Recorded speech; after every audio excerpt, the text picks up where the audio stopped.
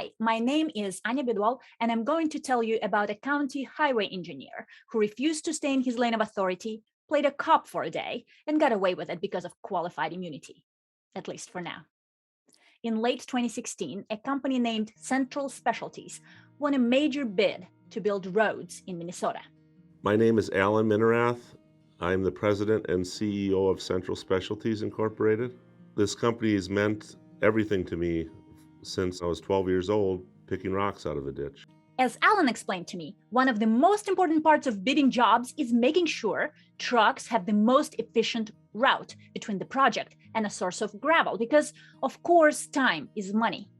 And we use various roads to get from point A to point B from the gravel pit to the project. And we use the roads that anybody else could use legally to bid the project.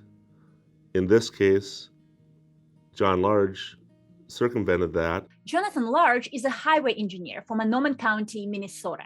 His job is to manage the roadways for the county. Another part of his job is to prepare road plans and surveys.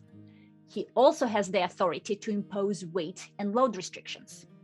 In the summer of 2017, Central Specialties needed to use Monoman County's roads to get to its project site, but Large refused to grant that permission. We've never in our history had these troubles with getting these roads designated to use, ever. And I finally said, enough is enough. This road is legal for anybody else to haul empty on. We should be able to haul empty on it. It's a free country. We should be able to haul empty on it just like everybody else. Haul empty means that Central Specialties trucks were entirely empty, so they were as light as they could possibly be and would not cause any more damage than other empty trucks traveling regularly on that road. Yet, Large lowered the limit below that threshold. He took the weight limit from 5 tons per axle to 5 tons total. Central Specialties Vice President Alex Sweet put this into perspective for me. If a road is restricted to 5-ton total, there's pickup trucks that wouldn't even meet that weight limit, or even like a large van, something that you see on any number of roads or city streets on any given day. To have that happen, I guess, is unheard of, that the road would be restricted to a 5-ton total weight restriction. I've never seen it personally. 40 minutes after Large changed the weight restrictions, he put his county vehicle in the road's path, leaving Central Specialties drivers no choice but to pull over or run into Large. He told our people we had to stay there, our drivers, we had to stay there, and they could not move. He had the road blocked. He was a government official. Our people respect the government, and they do what they're told by the government people. While Large held CSI's vehicles, he allowed other vehicles that clearly exceeded the 5-ton weight limit, like a filled cement truck, to continue down the county road without any interference. He ultimately held the drivers and CSI's trucks for over 3 hours, waiting on law enforcement to come weigh the vehicles and issue a ticket. Large called the sheriff's office, the tribal police, and the state troopers, trying to find someone to finish the job he started. The sheriff's office told Large to stop wasting the officer's time, and the tribal police were confused about why they would be involved at all, since the trucks weren't on tribal land. Eventually, state troopers arrived on the scene.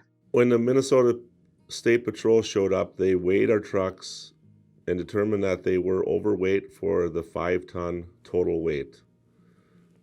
They issued citations. The next day, the head of the area of Minnesota Highway Patrol called our people and said there will be no citations, they will be dismissed. Central Specialties filed a civil rights lawsuit against Large for violating the company's constitutional rights by stopping and seizing the trucks and singling them out. But that's just the beginning of the story. Large claimed qualified immunity.